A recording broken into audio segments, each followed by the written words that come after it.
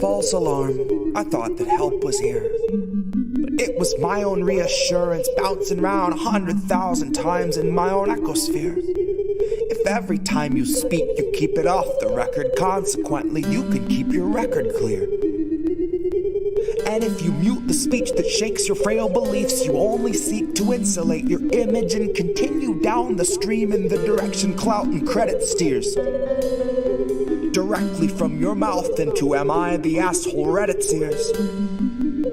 Directly back into the greasy pockets of some Gates Foundation financiers.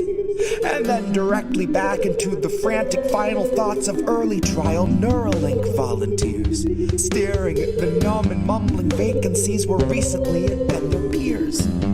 Half of whom are glitching with the memory stuck on pause, and half have zero fucking clue just who they are or why they're here. It's been said that fear is all we have to fear, but that was back before the basosphere condenser came along, distilling concentrated fear that's diamond pure, crystal clear, oppressor strong, and woven into every single article you read and song they let you hear. And then Elon heard that Jeff enhanced our fears by 86%, and he said, hold my beer. And not a single sheep among the herd would turn their head or say a word, cause they were all too busy begging for the shears, begging for the muzzle, happy just to guzzle, feed, and watch a screen for all their years. Man, to each his own, can't afford a home, but they'll let you have your cozy little ecosphere, where there among your own devices you can break the seventh seal, overthrow the oracles and slay the seer. All the tomes were burned and all the lips were seared. Shut your eyes and all our lives just disappear. Now blink them twice. Welcome to your ecosphere.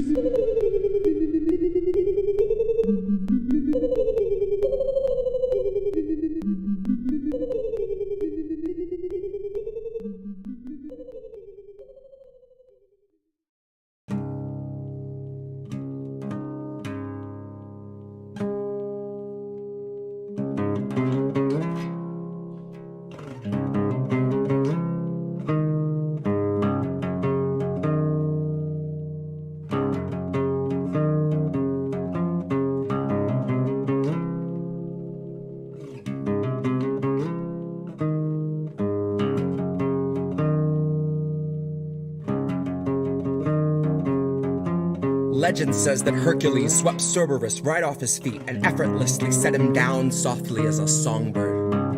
Atlas kept the world upon his back and every day wondered whether he could stand it any longer. And Reade came out to say the man they tried to label the messiah of morality was really just another rapist.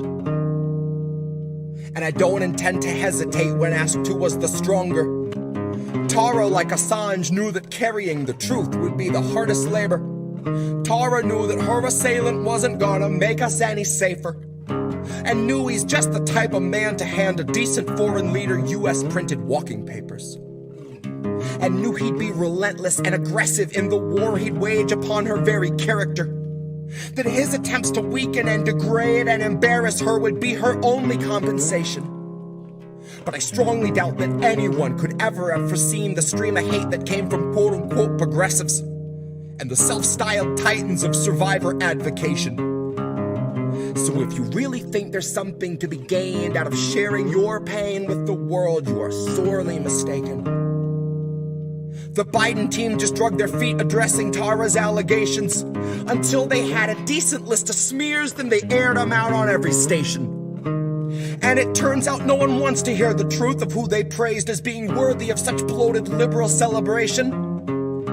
That no one wants to really know the person they've so valiantly defended, even when it meant they had to gloat and shit all over someone braver than they'd be if given the occasion. Now cue the faceless comment squad invasion. Cue those fuckers crawling out the woodwork to come analyze the way you wore your hair and what you wear. Like your appearance waives your rights, or that somehow you're the reason for your situation. Somehow they've decided you should bear responsibility for what such monstrous men insist on doing. Somehow they're deluded by the empty, hypocritical, and useless fucking platitudes that bastard keeps on spewing.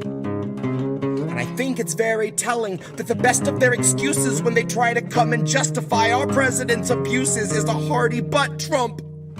In which case I'll remind you that you never saw the news attempt to sell us Donald Trump like he was morally upstanding or a decent human. But when Joe says something bigoted or ogles someone's little kid, CNN says, isn't this refreshing? Biden's like a mix of JFK and FDR with all the finer parts of Harry Truman. Christ, I know that they don't think that we're the brightest, but at least pretend we got a couple lumens. Ask yourself if you have ever questioned what they fed you, or do you just shut your eyes and then consume it? And now ask yourself if you ate every one of Biden's lies under guise of harm reduction and the promise of a slight improvement. And now imagine long ago that Biden chose to show you who he really was by traumatizing you for his amusement. Now imagine that you watched him touch a Bible with those filthy hands, and then assume the power of the highest seat in all the land, of knowing your attacker wields a global coalition born of 3-letter agencies who'll make a life's mission out of trying to discredit you through lies, damn lies, and collusion. Big tech is never gonna separate from our surveillance state. Fuck's sakes, they're just a breath away from total fusion. So there will come a time where even if you see the light, your voice will never reach the sky through all the bots and all the noise pollution. So trust us when we tell you that the masking of abuses is perhaps this country's oldest institution. And I know nothing nobler than facing it in honor of the truth when you know that the people holding power have been neutralizing truth since there was wet ink on the Constitution. So know that Tara's truth is something crucial to the movement. And if you see yourself a partner to the revolution, help this country see through all the baseless propaganda through the crux of Joe's illusions.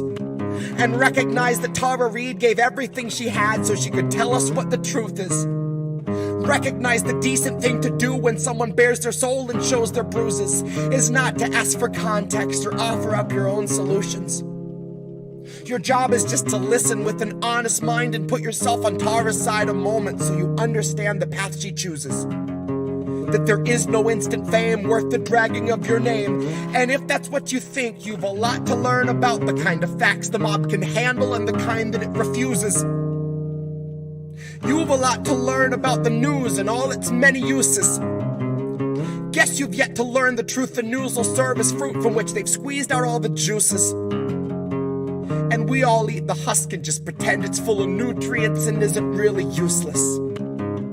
But the jaws of our ability to yield accountability are absolutely toothless.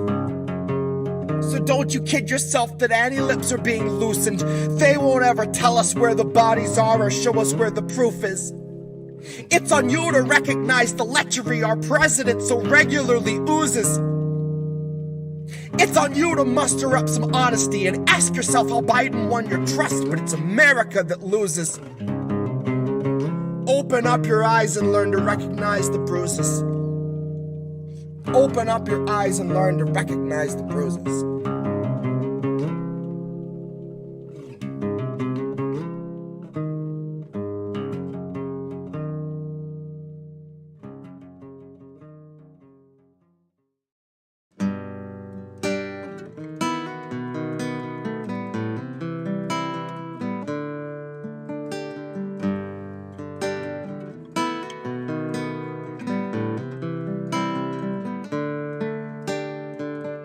They'll gladly pay you by the hour for a minute or so, so you can sign off on the towers where they'll piss on your home. And if you feel like you're just powerless to answer them no, it's 'cause you are.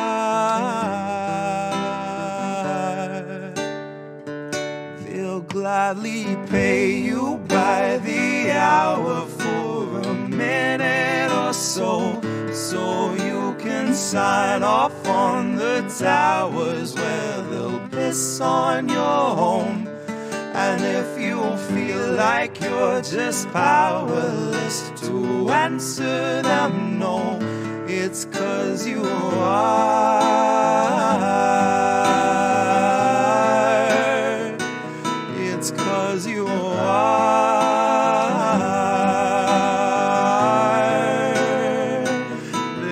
gladly stagnate a living wage, snap the chains and bury it. Labor slaves in rusty cages dragged behind a chariot, led by Mr. Racial Jungle, Joseph or Iscariot, fighting over scraps as they barrage us all with variants and BuzzFeed clickbait, straight until we're paralyzed, trying to distract us from the concentration camps that Joe had swore he'd close but only chose to amplify, where they got 50-something kids in cages made for 5 to occupy. And no, she hasn't seen the camps, but Harris swears they're paradise. She tells us the facilities are safe, and that right down to the women, they are regularly sterilized. Then she throws her head back and she proceeds to laugh, that sort of heartless cackle you'd expect from someone working steadfastly on behalf of the virus and a Congress full of parasites. And where was I? I was busy cashing every blue check, demonstrating plainly all the narratives expected from the verified. I was busy breeding verbal leeches by the terabyte.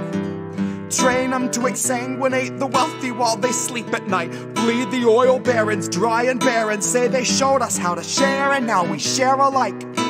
Tell them I contracted rabies from a feral mic. Now I'm just another species losing sleep to noise pollution and these glaring lights, forced to change its habits and adapt to just survive. But now it's safe to say that some of us are thriving in the moment, throwing shit on presidential homes beneath the Paris skies. So if you feel like you're just powerless, I guess you bought the lie.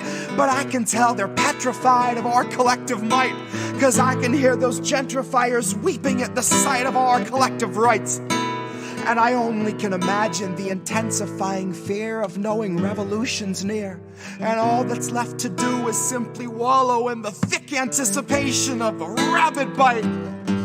And baby, one day you can ask your leaders just what that was like before you grab a slice. So if you think you're powerless, allow me now to change your mind. Honey, if you think you're powerless, allow me now to change your mind.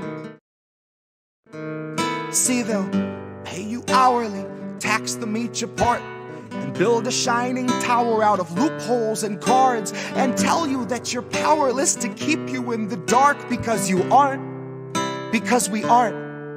You see, they'll pay you hourly, tax them each apart, and make you build a shining tower out of loopholes and cards, where they'll tell you that you're powerless to keep you in the dark, because you aren't, because we aren't.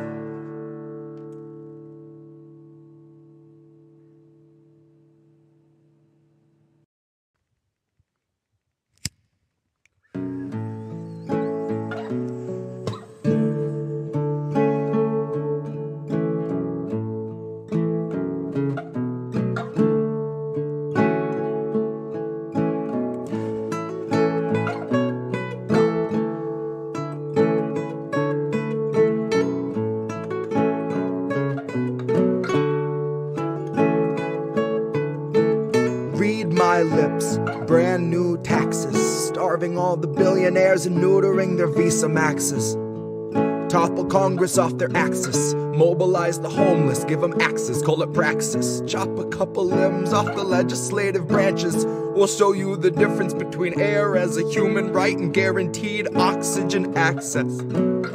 Octogenarians who barely know what day it is are culling countless citizens while sitting on a dais made of ignorance that was built on the graves of the slaves made to labor for its self-declared significance. And all to build a Congress full of millionaires who make their fortunes insider trading while they shit on all the indigent. So I got a bone to pick with our leaders, and I'll start with the ligaments. Pick right through the muscle, dig the marrow out, and serve it to the unhoused millions living in their minivans or watching their belongings get evicted from their tenement. I have a dream where we breach the walls of Congress and just let them in. And what happens next will survive in only text, 'cause there won't be any evidence. There will only be that heavy kind of feeling that pervades a space where there has been a reckoning and you can feel its remnants. Let any man who enters seeking power know that those who came before him suffocated on their eminence. That there once was a seal on the wall, but we quartered it and scattered all the pieces that it might prevent its semblance. And so we end the great experiment. We'll take all your billions, leave you 2 coins for the ferryman. Leave you drifting on a Dutchman floating derelict among the wretched seraphim. For holy is the hand that wiped the land clean of those who pose as gentlemen. That's my time, honey, cue the thunderclap and strike the theremin.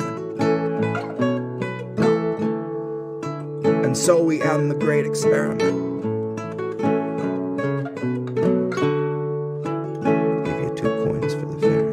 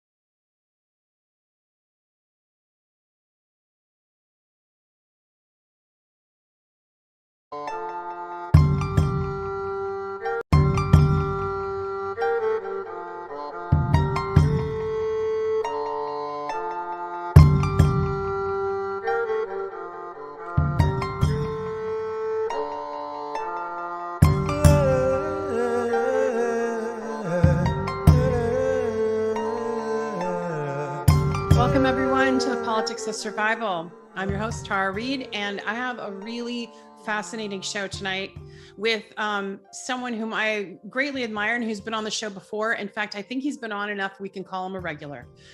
His name is, he is a producer and a director. He's worked with Oliver Stone on such films as Snowden, the Putin interviews for Showtime. And of course, he directed Kazakh, which recently came out, and also with a series of Ukraine on Fire, Revealing Ukraine. And you can find all of that on Rumble. Igor Lopatonok. Welcome, Igor. I'm so happy you're here. Thank you, Tara, for inviting me, and thank you, everyone. We have So I was chatting with you, and as you know, I had Ava Bartlett, the investigative journalist who's in the Donbass region right now, and she's, really exposing the war crimes of the Ukraine military, including the pedal mines, which we can get into. But one of the things that came up is she was on the Ukrainian military kill list, and she's in Donbass, so that's a very scary reality. And then, of course, there's been the horrific bombing of the 29-year-old young journalist, Daria Dugina, and the Western media, rather than covering that as a terrorist assassination of Daria, who is the daughter of Alexander Dugin, the famous philosopher and political scientist, they decided to use it as a chance to smear her further or not cover it at all. So then I find out, chatting with you, that you are on the Ukraine military kill list. I was really shocked and worried, and I'm glad you're here on the show, and you know a lot about it, and I'm hoping that you can educate our audience a little bit about the originator of this list, what it means, this website, and why is the West, like the Western governments, not doing anything about prominent people, American citizens as well, being on a military kill list for Ukraine. Okay, so let me start with a simple question to the audience. What makes such a name as Roger Waters, founder of Pink Floyd, Oliver Stone, film director, Igor Lopatonok, who's a small little producer and director. Oh, you're a very well-renowned producer director. As well as Henry Kissinger, who was a very much like a neoconservative politician from United States, who's one day calling to bomb Moscow, and as well famously known in Ukraine, maybe a little known in the West, Mikhail Saakashvili, who is also on the list. What's making these all names similar? They all enemy of Ukrainian state. And the state, called it enemy of people of Ukraine, but enemy of regime, now currently represented as a well-known clown Zelensky, who is,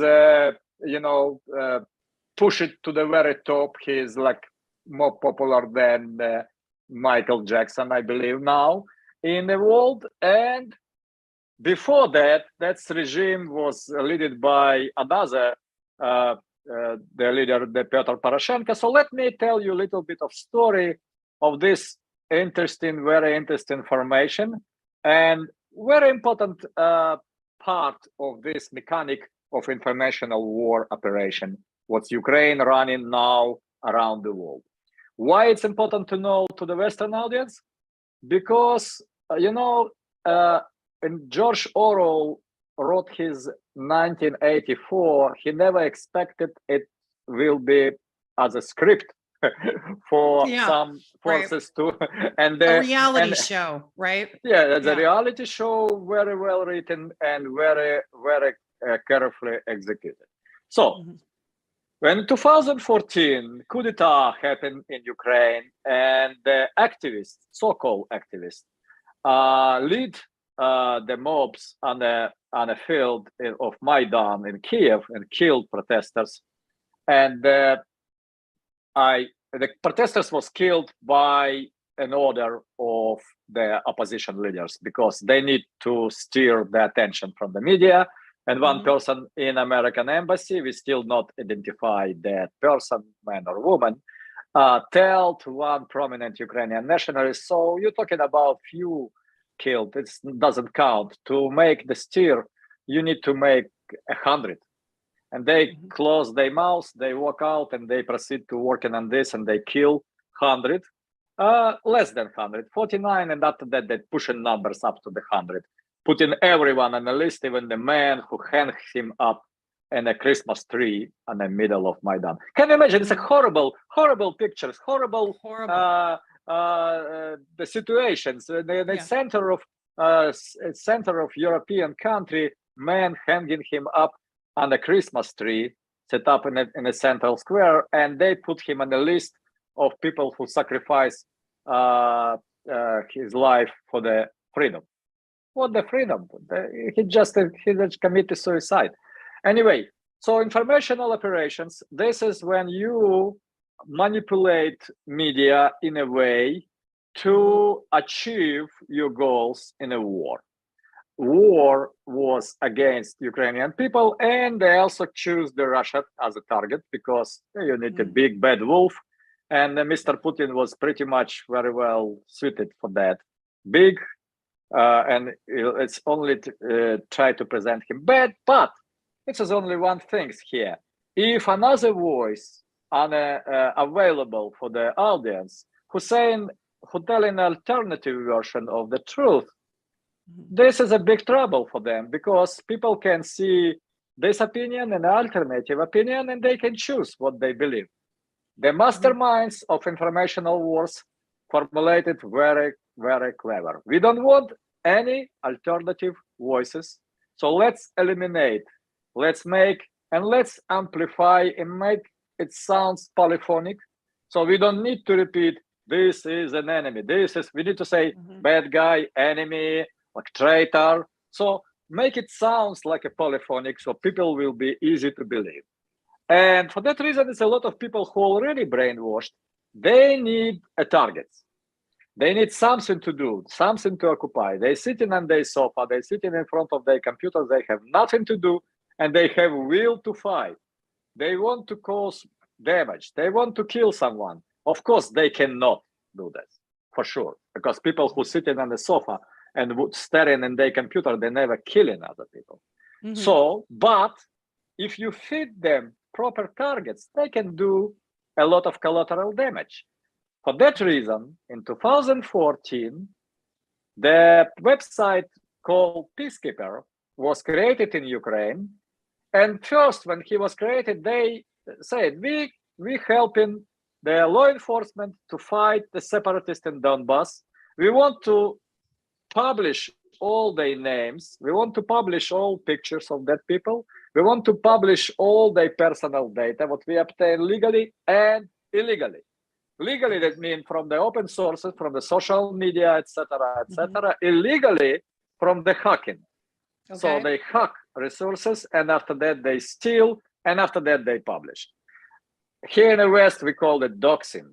But doxing, imagine if we, Democratic Party or DNC, set up the website and put all Republicans on that website. Everybody who's saying something against the I wonder, Party. Igor, if that was the Ministry of Truth that they were trying to do. I wonder if that was the next step. But anyway. You know, Ukraine all the time was a polygon, testing site for technology. So if something emerges in Ukraine, be ready. It will be transiting to the United States because it's the same operators who teaching. We will come later to this, who really behind of this website. So that activists who's struggling, who have little money, they steal a lot of attention because they start using the techniques, putting somebody famous on their website. And they started with, of course, they started with the Russian celebrities. They put everyone who was visiting Crimea for their concerts, just for regular media business. They put that on a website because people know that names and that bringing attention to them. After that, they find a very, very clever curator. His name, Anton Gerashchenko. He was a parliament member of Ukraine. And he was, but it's important call here to understand he was a ID of very well-known opposition leader in Ukraine during the Maidan time. With his name, Arsen Avakov. And now we come into the very interesting connection because for what famous Arsen Avakov, very little people in the West know that Arsen Avakov was a godfather of Azov Battalion. So and he exactly was the founder. He was the founder of Azov Battalion, the Nazi battalion that's operating right now in Ukraine. He is enabler and a godfather who protecting them, and who later he is incorporated Azov Battalion as a paramilitary formation and give them a status of National Guard formation of Ukraine. And, so he practically. This coup, if I can interrupt for 1 second, this coup that Victoria Nuland, by the way, was very involved with, and that's what Julian Assange exposed, right, in 2014. Yes. And you go into great depth about the history in Ukraine on Fire. So how our audience can watch that on Rumble and other ways, right? But so he was the mastermind, kind of like really making this website what it is now. Is that what you're saying? You know what? First of all, the Mr. Avakov, who was serving as a Minister of Internal Affairs, he is a ruthless guy. I believe he is responsible for killing a lot of people. His ID, Anton Gerashchenko, was very, very much advocating for that website, Peacekeeper, and helping them, announcing the news from that website. So they work. It is no problem. This is no doubt in me. What they working together and amplifying and set up in this entity. And I also need to one more important things. What we need to understand. This is how that history related to the foreign helpers. So from the foreign helpers, I just want to stop and name one, but very clever, but very interesting name, who is Joel Hardling. My dear friend George Ellison spent a lot of time investigating the role of Hardling he's the guy who was deployed. First of all, Joel Hardling is a colonel of United States Army. He was employed as an intelligence officer in Langley, and he worked on setting up the structure of Ukrainian informational war against Russia for the cause of justifying. And so practically, if you want to know who is responsible for brainwashing of Ukrainians, this is the guy. He brings the technology, he brings the ideas, templates, methods, and the resources. And of course, they bragging what that website bragging on the open page. So they located in Langley, Virginia. Yeah, that I saw that. Ava Bartlett highlighted that. What could you explain to the audience what the meaning of that is? The Langley, because this is the confusion people have. A few years ago, the State Department deemed this website a terrorist website. Now they're not backing. They're backing off that. And now it seems to be supported by the U.S. government. People are confused. So can you First of clarify? all, we need to understand then from 2016, especially from January 12, 2017, Joel Harding was gone because he was not in charge anymore because of President Trump proceed to be president. So the Democrats lose. The Biden team was withdrawing. And of course, everybody who was in a position here in states, some of them lost that positions. This is why Harding was not on the ground from 2017 to 2020. He come back exactly after inauguration of President Biden, and still very much active. This is explaining why the State Department designated as inappropriate, because what's happened next? We need to understand what's happened after people actually died. Yeah. People actually died. And I need to stop on this and say that's not only it was like, I will call some names. It was a very famous Ukrainian writer, Ales Buzina, whom I admire for his very clever position and calling the name by the names, all Nazi or fascist, everyone who was in that bloody coup d'etat come to power, and he was against that. They kill him. They break that the peacekeeper website contained 600,000 personal records on the enemy of Ukraine. Wow. And also so another one, Ales Buzina was not was a first big name, but also was later was others. Oleg Krasheninnikov, the parliament member, was killed after 2 days when his personal data was published on that website. And they not stopping to make public personal data of minors. They put the girl from Ukraine, 13-year-old teenager, for 13 years old. Yeah. She wrote in opposition. She was published. She's actually published, and she wrote about what was going on, and she's on their kill list, correct? Yes. And after that, the peacekeeper website was famous. What they hacked the media accreditation of more than 5,000 Western journalists who was covering the civil war in Donbass from 2014 and publish it. For that reason, the European Union and ambassador of European Union to Ukraine and many other and even Ukrainian ombudsman for the human rights, they was requesting the national security and special security service of Ukraine to shut down the website, because it's publishing personal data of people, they home addresses, their phone numbers, bank accounts. Okay, and can I add something?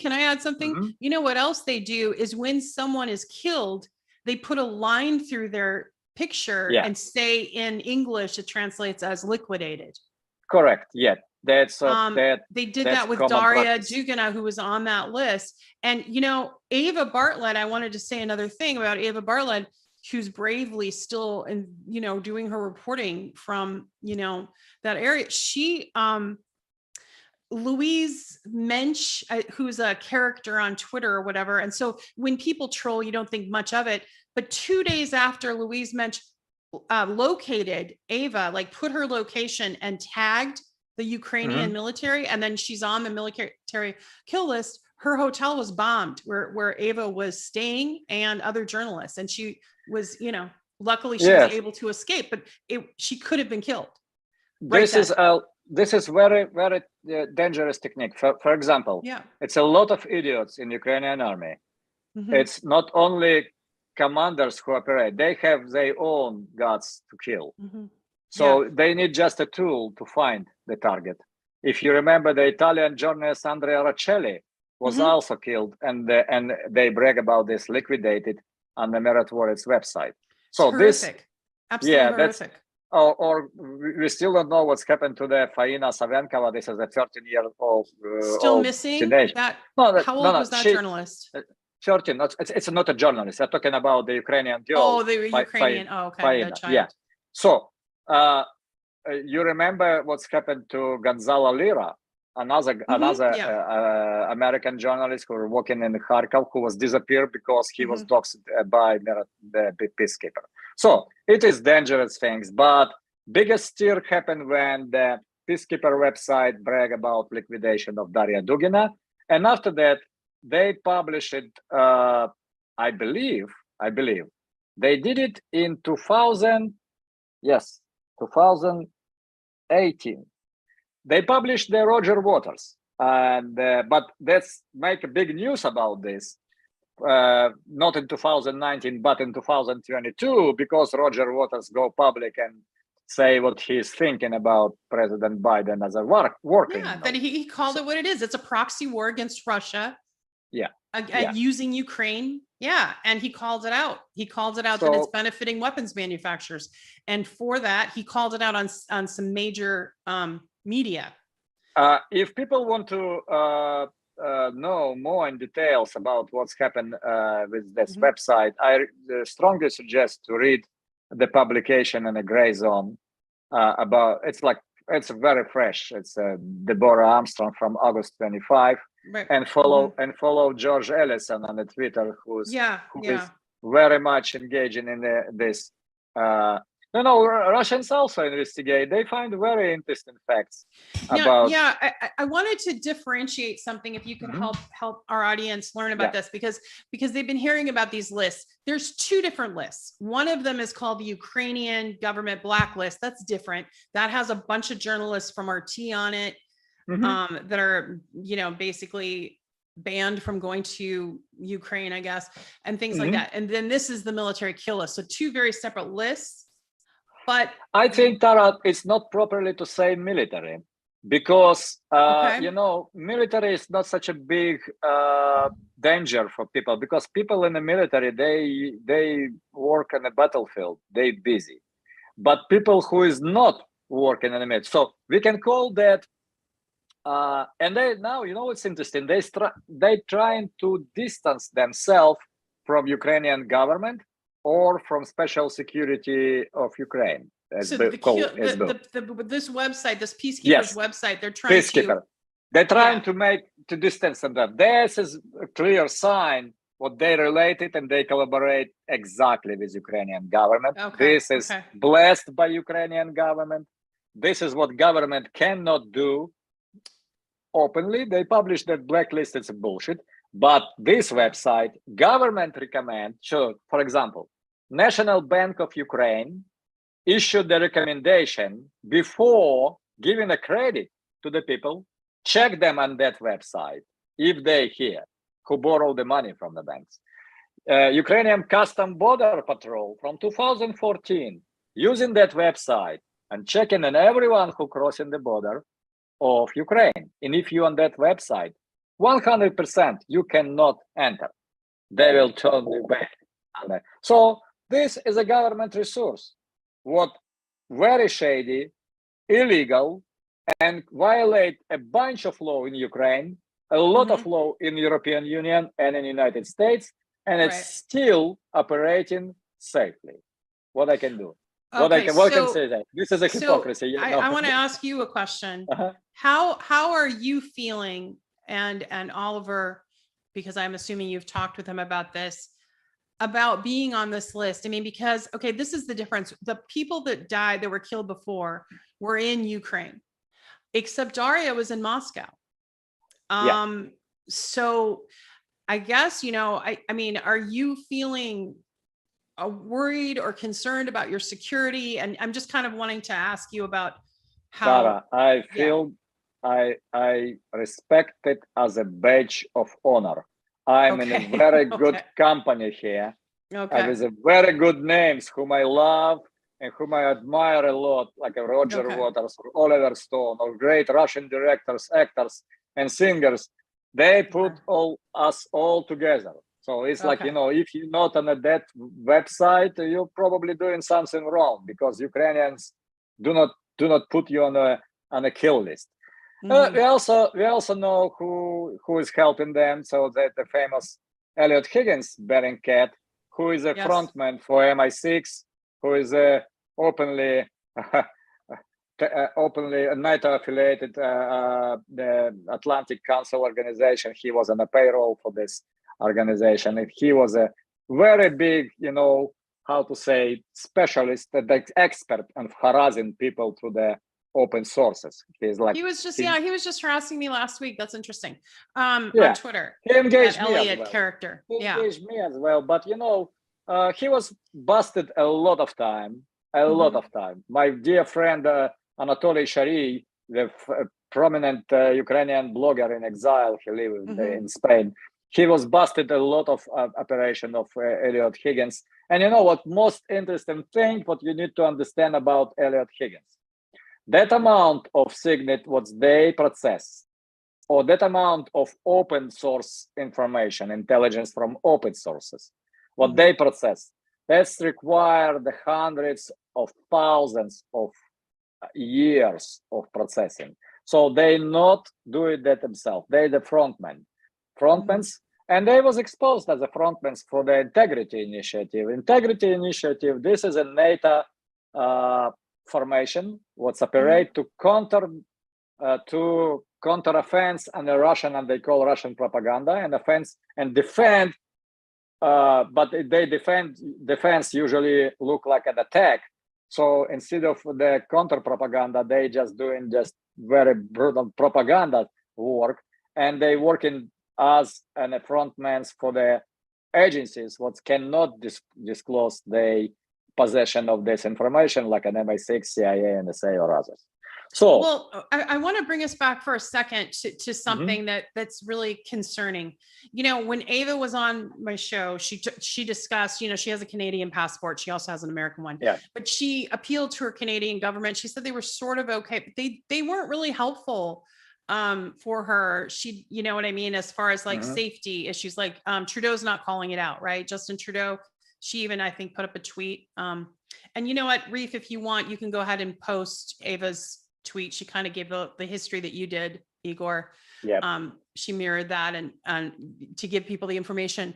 But I guess I want you to, I want to know, because I noticed that when Daria Dugina was assassinated, just 3 days later, the Biden administration gave $3 billion more in aid to Ukraine. And there was not a word in mainstream media about this being a terrorist act.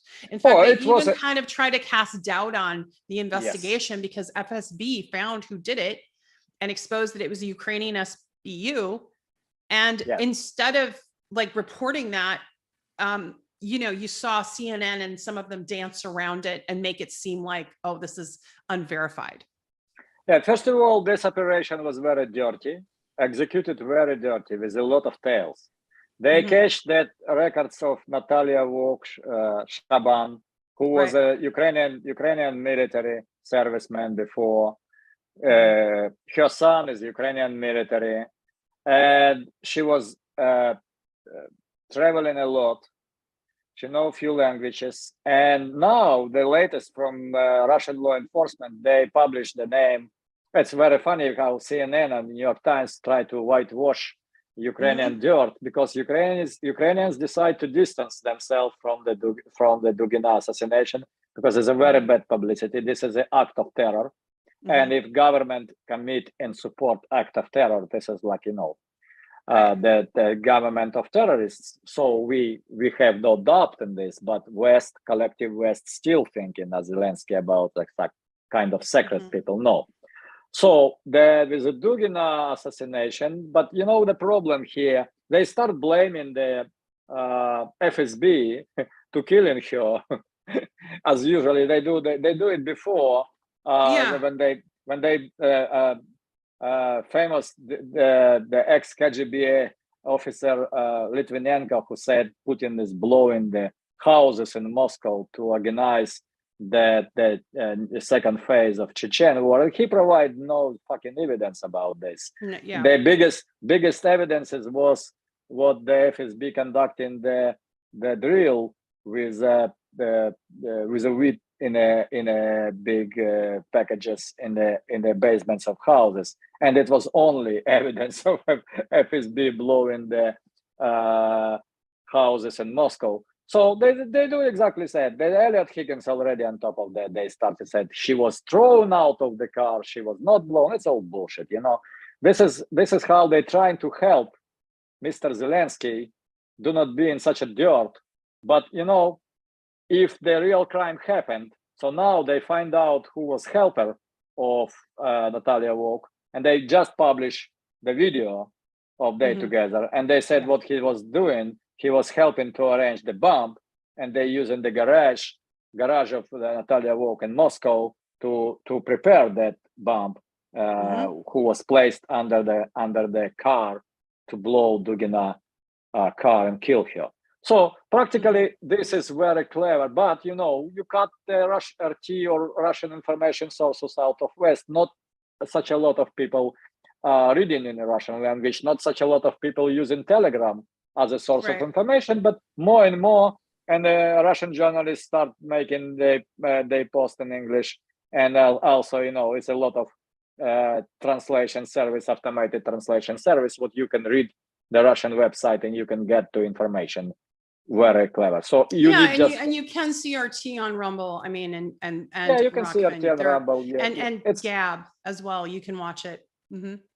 So that things about the peacekeeper important to understand. They will try to export this technology here. They will try to establish some kind of kill list of the internal domestic terrorists. That's how they call everyone who disagree with the policy of Joe Biden.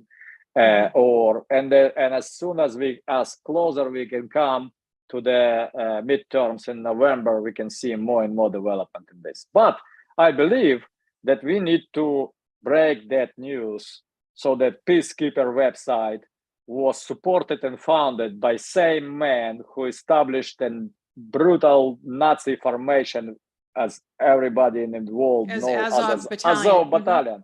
Yeah, that's giving the people right sense, because that's the same technique, same methods, same brutal and ruthless tactic of intimidation what Nazi use and fascists use in the Nazi Germany, and that now they're using this in Ukraine. And they will try. You know what George Galloway said about that, Igor?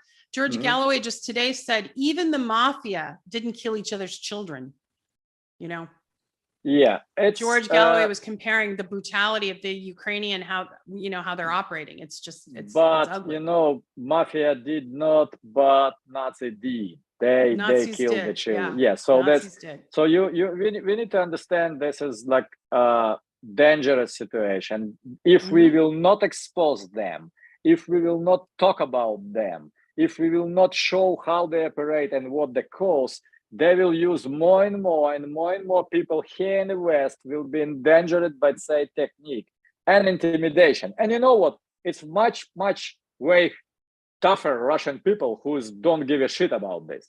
You know, that the Azov Battalion just published some brutal publication about what they put Margarita Simonyan, the chief editor, in a court hearing, and they explain in a very graphic details how they want to kill her and where. So this is a tactic of intimidation. Don't be scared, Tara, because they used that before, they use it that now, because they Nazi. We need to call them by their names. We need to point the finger and say, this is Nazi, and your tactic not gonna work with me, because I have a lot of friends, and we're gonna expose you, we will bring you to justice, and we will talk to real people who understand.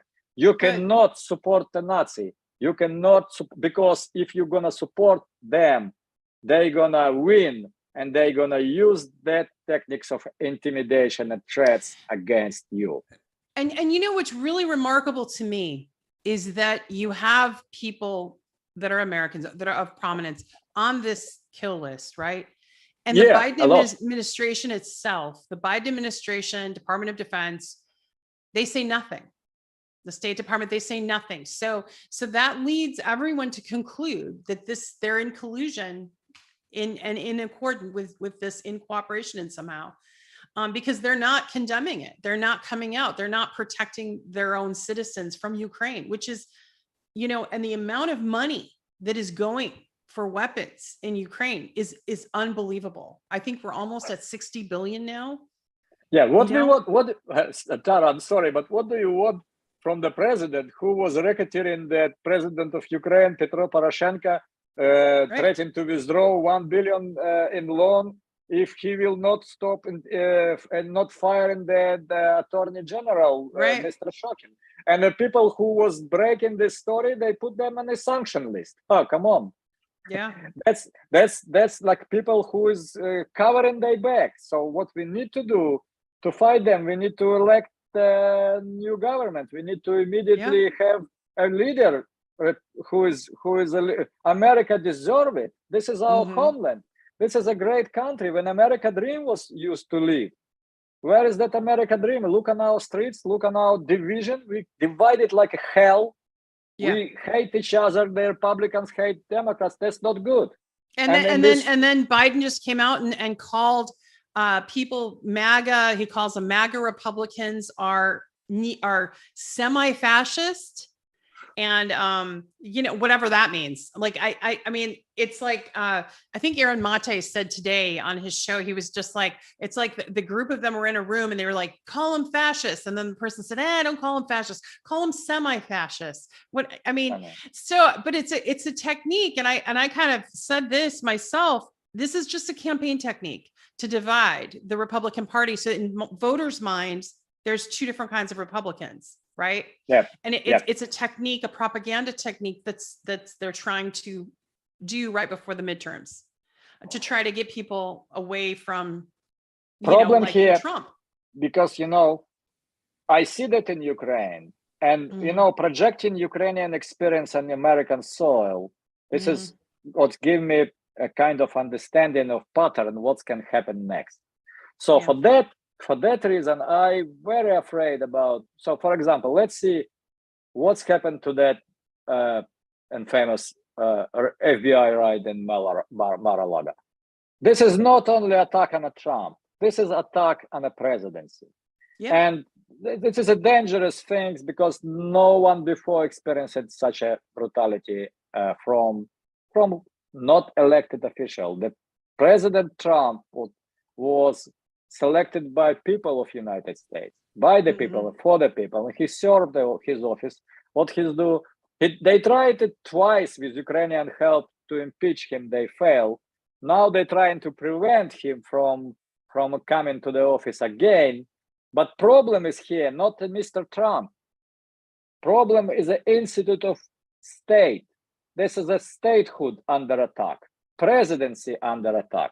They committing the crime against the presidency, not against Donald Trump. They endangering our statehood because as soon, it's exactly same as call to defund the police or do something else to justify the violence, justify behavior of Black Lives Matter or other troublemakers, Antifa on the streets, what you can put the fire on the streets of American cities. No, this is a this is a bad way. This is a way to the civil war here, because when you seed that seeds in a human souls and they start hate each other more and more, sooner or later they come into the street, they bring their guns and they commit tremendous disaster right in a chaos. That's what's happened in Ukraine, and after that chaos, war is coming. So what we're doing here for our homeland, we're trying to protect, we're trying to show them an example of Ukraine, what to avoid to all costs. I'm totally different now than I'm 2 years ago, because first of all, I see this Republican and Democrats competition and division just as a one big staged play when the actors, real actors, it's like the same elite from the left or the right, but they enjoying the manipulation of regular people and bringing them informational causes, but they will distract them from answering on the question why we living so bad, why is the economy so terrible, why it's so terrible, why it's America look like a third country now. I'm sorry, I'm driving in Los Angeles, it's remind me Ukraine now, and the quality of the streets, how troubled that streets of Los Angeles now. They never was, it was never so bad. Yeah, and you know, I said this recently in a recent little video clip, but I really mean it. I think this war, this proxy war against Russia that the US and NATO is fighting, will go down in history as one of the biggest money laundering scams of the elite. I mean, it's just, it ballooned and ballooned from 2014 over 8 years into this huge money laundering scheme. And now, you know, people are getting the truth. The Hunter laptop was verified, that, you know, and it wasn't about like the salacious stuff about the prostitutes and all that. That's there, right? What that was about was the corruption that Hunter Biden and Joe Biden were engaged in, using government funding and engaging and enriching themselves in a corrupt way. And, you know, it's just, it's coming forward. Yeah, I even believe that I watched that teaser for the film about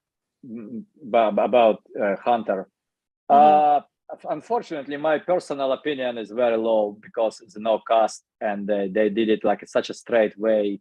It looked like very much a very good film. Not very good. I don't see the film. I see the trailer.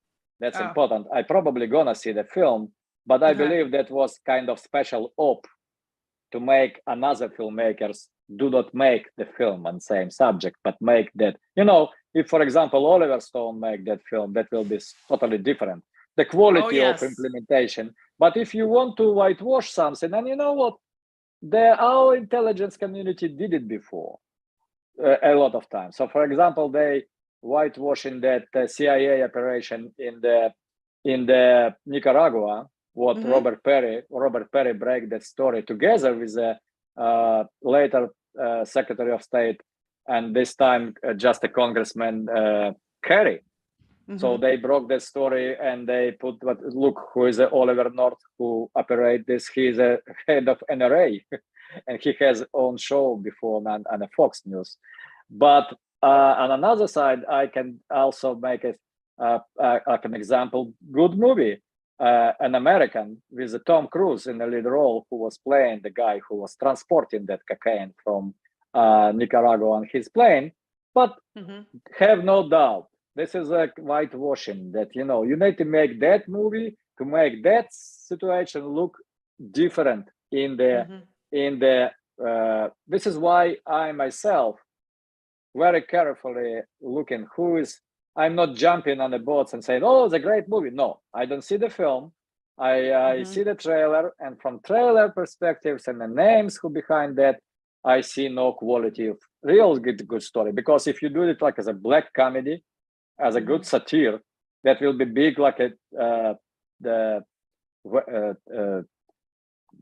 you remember this with Dustin Hoffman, right.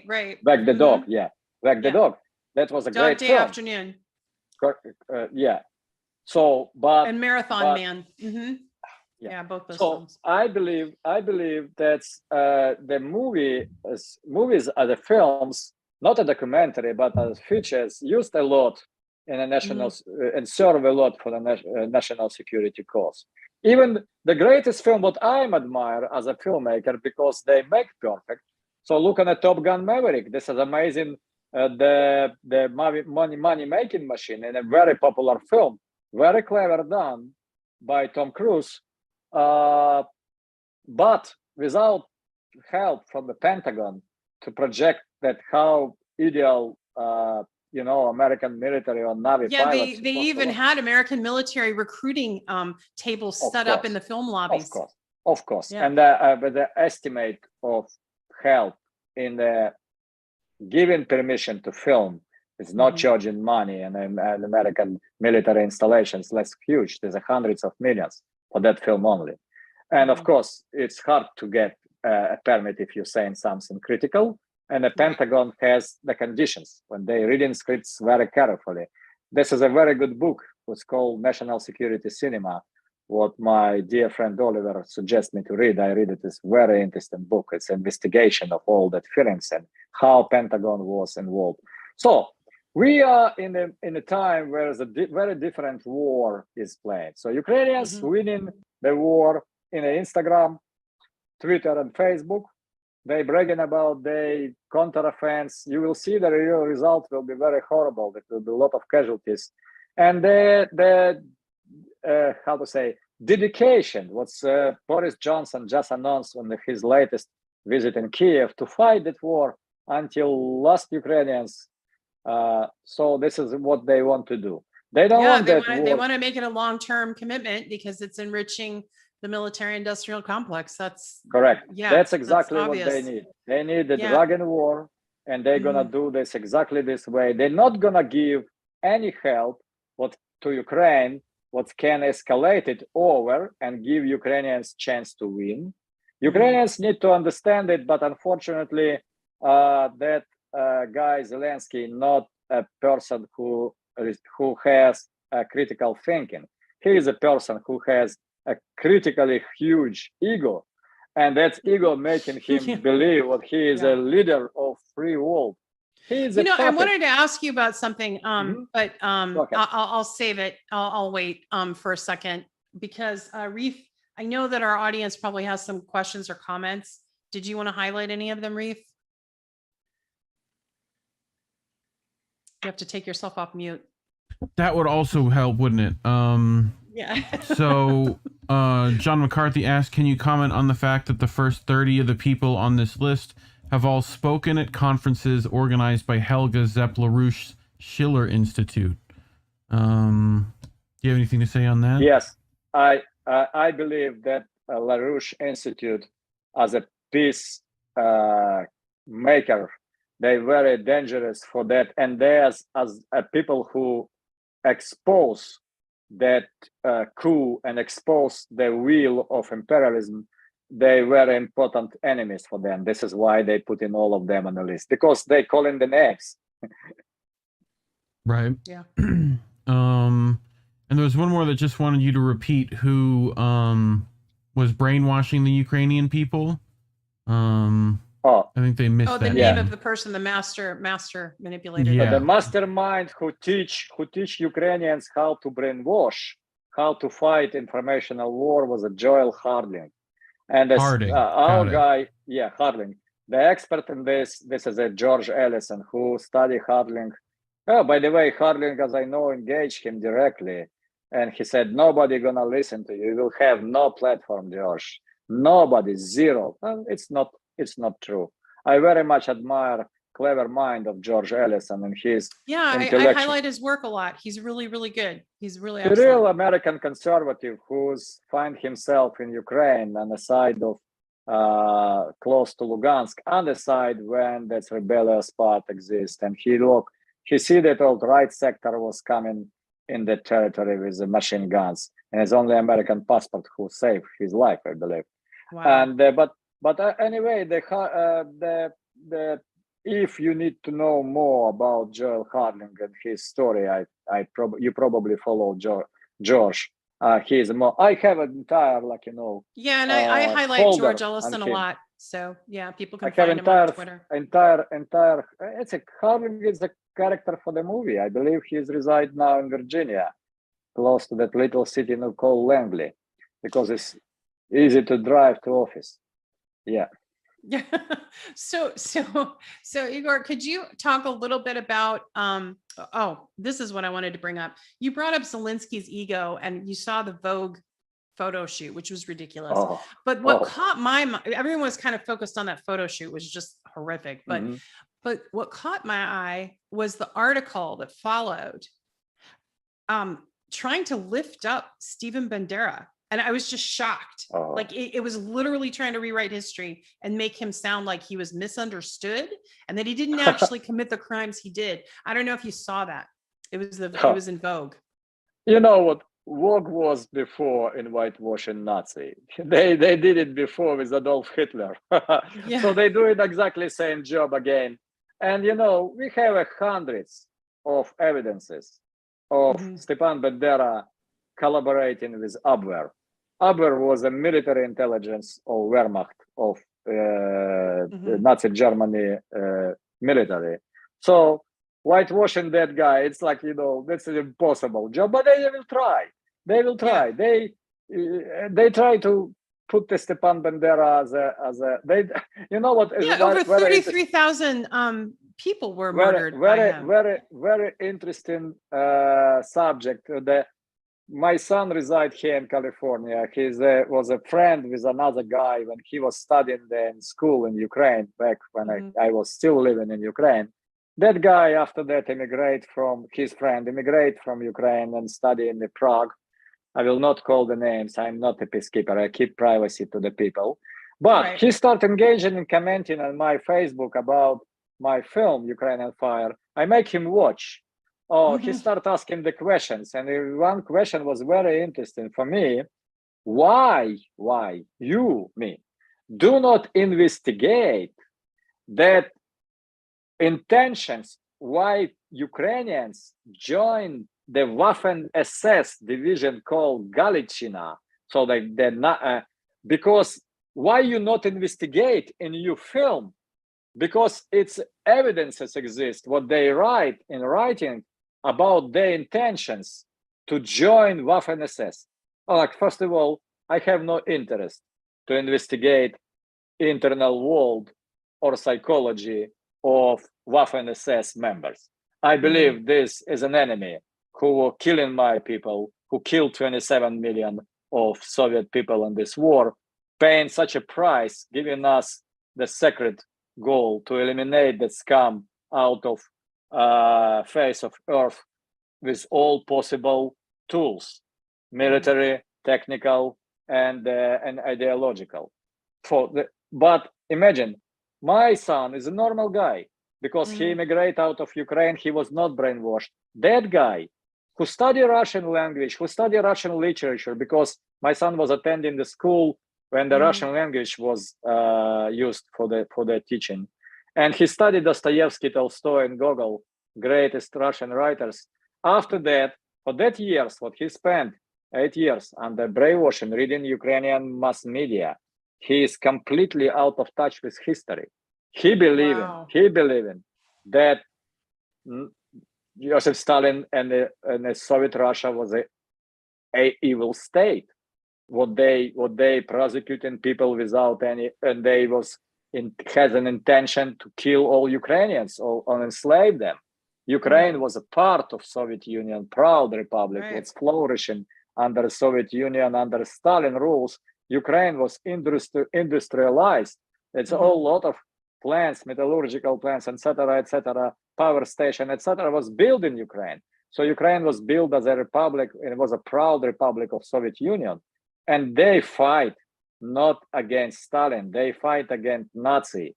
That was only Bandera people was sitting in the forest and fighting and committing that act of terror, because their tactics of fight was completely like, ISIS tactics, intimidation, and during the night, blowing, and killing the people who collaborate. Now, what's Ukrainian media bragging about everyone civilian who is who is working with the Russian officials on a territory of Kherson or others place what was under Russian control.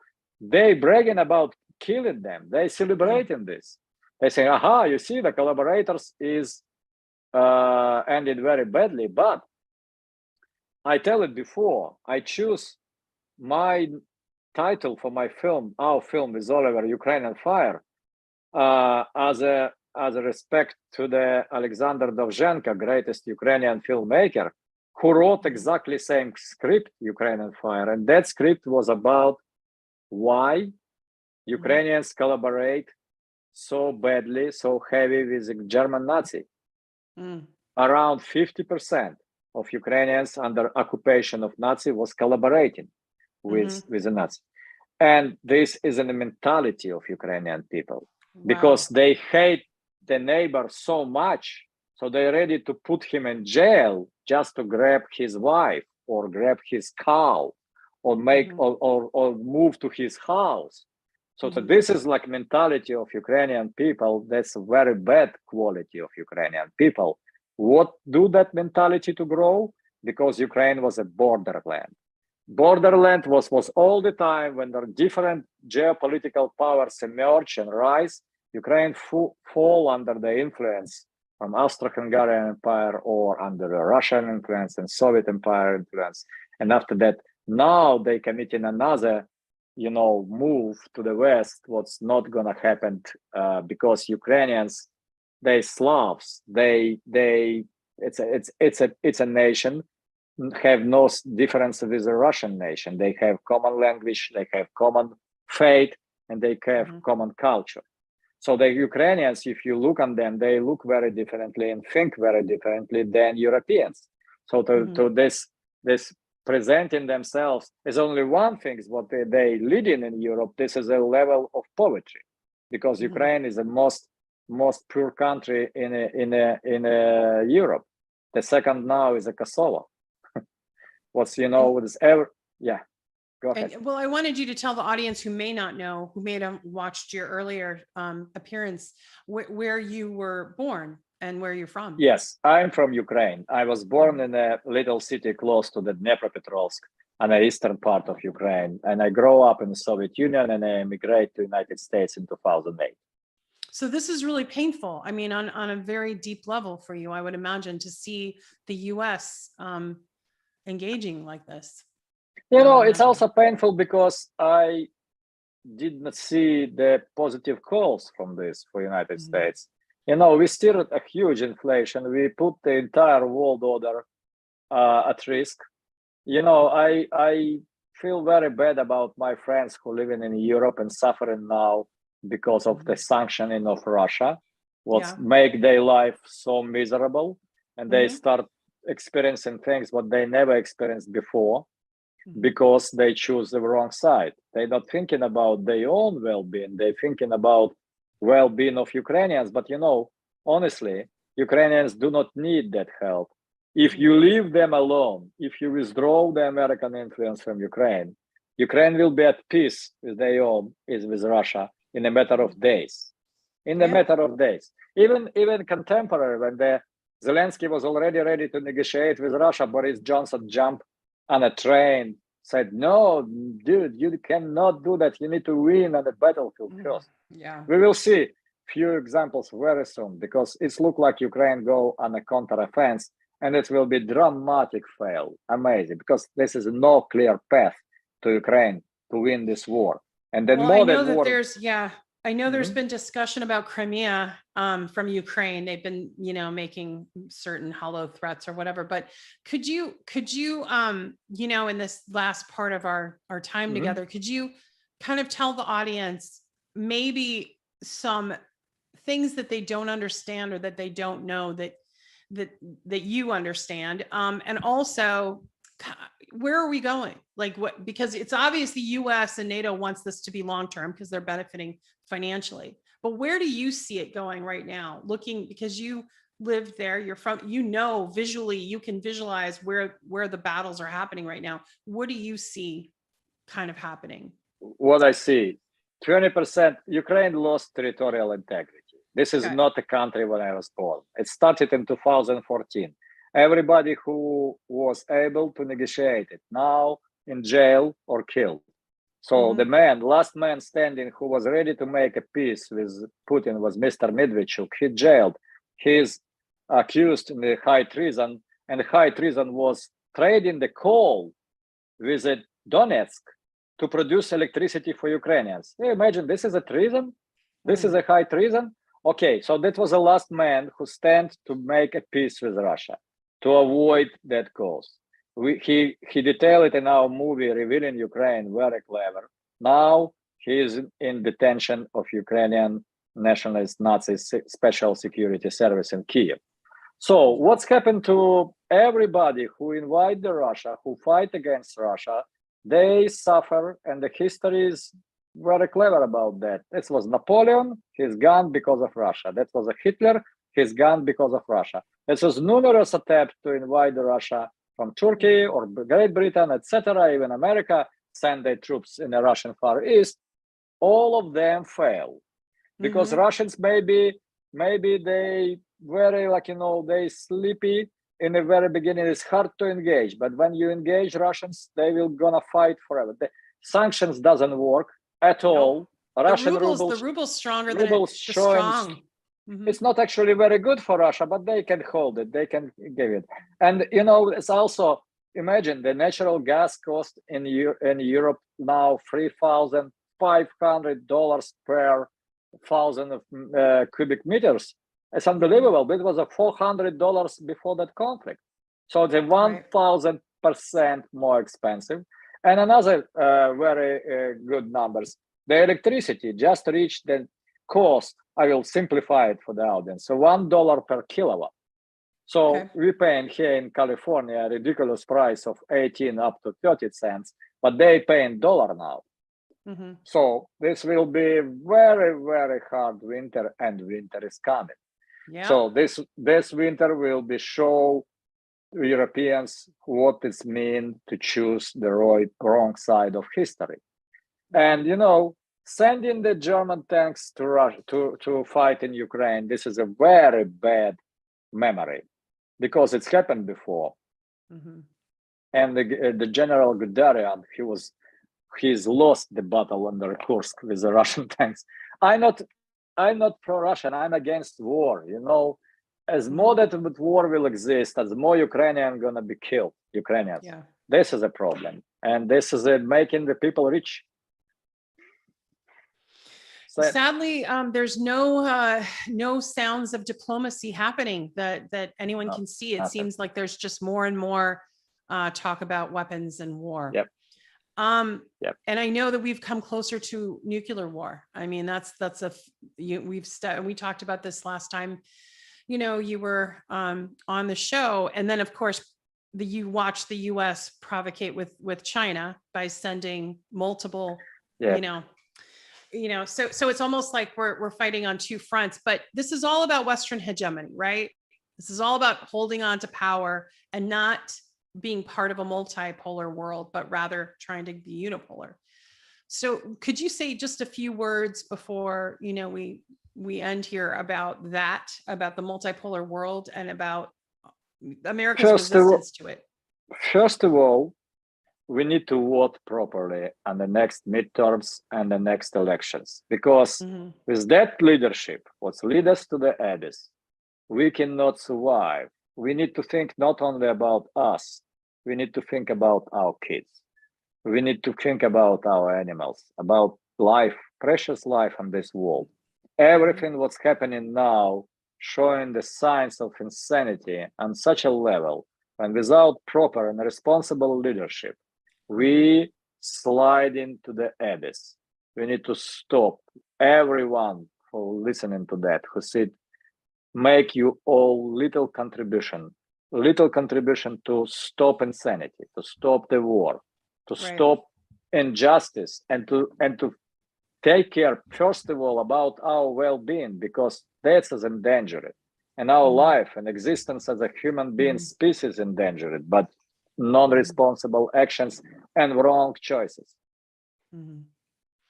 I think too, what you're saying is very true. And I also think it's very important to have artists like yourself, directors and producers out there trying to send messages, because people are getting, this propaganda so hard from the West to Russia's bad, America good. It's very basic. There's no nuance. There's no, discussion of details or history. There's a whitewashing of history, like we talked about with the Vogue article. So what projects do you have in mind? And also what kind of is giving you hope that we can have a different reality and have a more cooperative relationship with Russia? Yeah, first of all, I'm a man of faith. I believe in God. I believe that we created and sent to this life to achieve the process, in the process of making us suffering, we here to achieve the better quality of our soul. And this is giving me a lot of hope. And this is only what's giving me ability to stand against this all insanity what's happening. You know, sometimes, Tara, it's very hard to read news. You know, you open news, oh my God, oh no, and you're like, I better go to some kind of fantasy world. Take a walk. I take a walk, my dog, or watch the dragons on the screen, because I cannot stand this. I love the country, as Leonard Cohen saying, I love the country. I can't stand the sin. This is very hard to stand at the sin, because you see, but I have a hope. I believe in Americans. I believe in people I believe in patriots. I believe in a real patriots who you need to believe in your country all the time, but you don't need to believe in your government.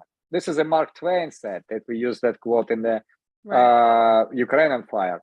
So I don't have a trust in the government. I have trust in the country. I have trust in patriots who know, who see that, and who understand what's going on. They have that feelings, and they have that critical thinking. I believe in the best part of human soul, what's better than, much bigger than ego, spirit. You know, if you believe in God, you cannot make evil actions. You cannot cause the smaller ones pain. You cannot do this. That's it. Good. On that note, one more thing. How can our audience find you and follow your work? And is there anything coming up that you'd like to share with the audience? I'm pretty active on Twitter. We have our YouTube channel, Global Free Pictures, and as well Rumble channel. When we're posting, this is more on YouTube than on Rumble, but Rumble is much more suitable for us because there's no censorship on Rumble. Yeah, and we're gonna participate in different public events soon, especially in November. I'm going to this Dallas event, Patriot Gathering, in the 18th of November. And of course, we're working on some films, but for reason of how our industry work, I cannot disclose. But we're working on something interesting. And a Kazakh, our latest documentary, already in the process of closing the deals with the distributors. It will be everywhere very soon. Yes, very good. And of course, we have a couple of projects in the process. We're working on something very amazing, what I cannot disclose for now. Okay, gotcha. Well, we'll keep watching. Thank you, Tara. And I hope that you'll come on again. And I always learn so much, and I always feel, I don't know, the world feels safer with you in it, Igor, and more magical. So thank you for doing all the work that you do. And you know, give my regards to your wife and your family. And I think you have a little bit of sunlight left on our West Coast here, so you can. No, it's the complete dark. It's completely dark. Yeah. Oh, is it? Okay. I still have some sunlight. I'm up in the Pacific Northwest. So, all right. Well, we'll see you next time. And for the audience, thank you for tuning in. You can find this on 8 channels and 11 platforms. And you can find Igor on Twitter and all his amazing work. So take care, everyone. Good night.